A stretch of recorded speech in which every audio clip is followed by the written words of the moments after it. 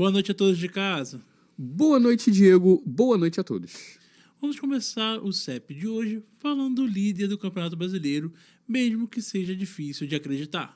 Exatamente, Diego. O Botafogo já mostrou que perdeu qualquer tipo de vontade de passar vergonha e segue ganhando todo o jogo.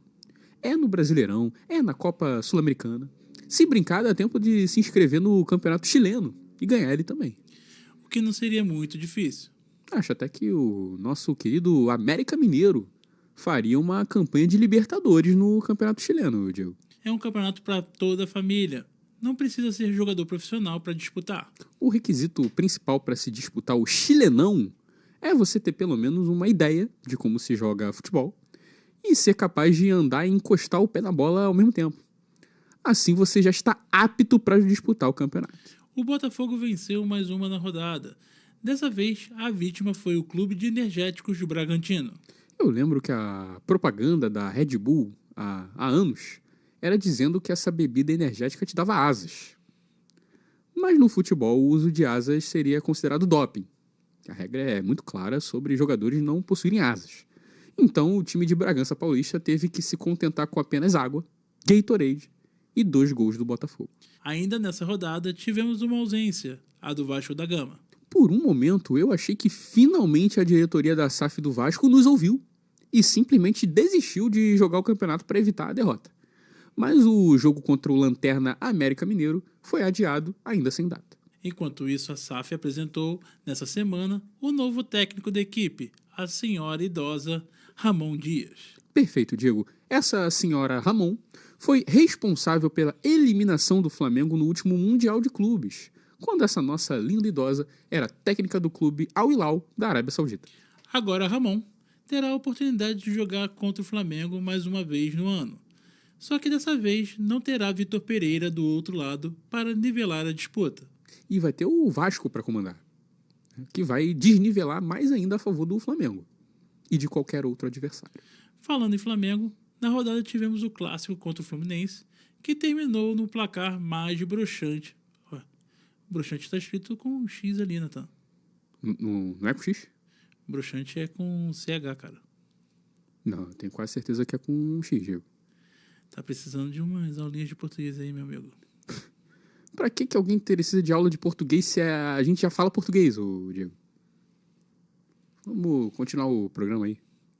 O Fla-Flu dessa rodada terminou com o placar mais broxante do futebol, 0-0. Eu não consigo imaginar algo mais sem graça do que um 0-0 num clássico como o Fluminense e Flamengo. Talvez nem ao menos broxar durante o ato sexual de fato seja tão broxante quanto. E olha que eu sei do que eu tô falando. Já me ocorreu. Muitas vezes. O jogo foi repleto de chances. Cada time teve um gol anulado pelo VAR e a arbitragem conseguiu irritar as duas torcidas. Eu nunca entendi quando um árbitro resolvia apitar contra um time, quando você pode apitar contra os dois. E sentir o ódio dos dois lados, que é muito mais emocionante. Assim você jamais vai ser acusado de ladrão, apenas de incompetente. Convenhamos que ser chamado de incompetente é muito melhor. Eu mesmo, Diego, eu já consegui ser acusado de incompetente em toda a empresa que eu passei. E continuarei sendo. Quanto menos competência você garante, menos estresse você passa. E nunca você é acusado de ladrão. Exceto naquele desvio que você tinha cometido. Rolou até prisão. Mas isso aí é passado.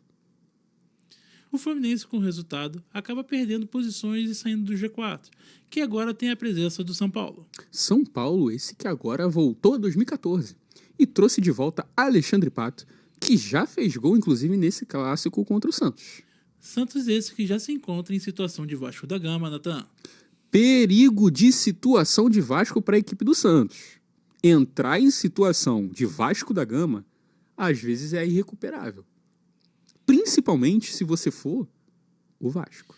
Tivemos no domingo, depois do jogo, uma aparição surpresa de Gabigol em um show do rapper Matuê.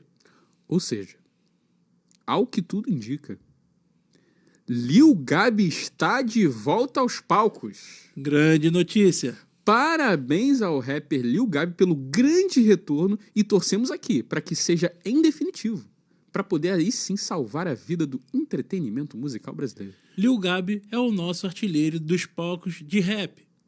O bom é que o rap ele não exige nenhum chute com a perna direita. Senão aí seria um grande problema para ele. Mas existem rimas com o corpo humano, né, Nathan? Eu não tinha pensado por isso. Não. Com essa notícia, vamos encerrando o CEP de hoje. Muito obrigado pela sua presença. Obrigado pela sua audiência e uma boa noite. Boa noite a todos de casa. Eu tenho visto TikTok ultimamente e eu tenho ficado um pouco traumatizado com aqueles vídeos em que o cara tá numa escada, ele derruba um pote e deixa o pote rolando ali na escada até ele quebrar. Eu vi isso com bebidas alcoólicas. Eu tenho medo de subir agora em qualquer escada e ter uma pessoa ali no topo da escada me filmando, jogando uma garrafa em minha direção, uma Heineken, uma Brahma em minha direção. Mas o que você faria nesse momento? Eu iria embora, porque eu não quero ser a pessoa que vai limpar tudo isso depois. O problema é estragar uma Heineken, né? Ou um pote de ervilha. Melhor.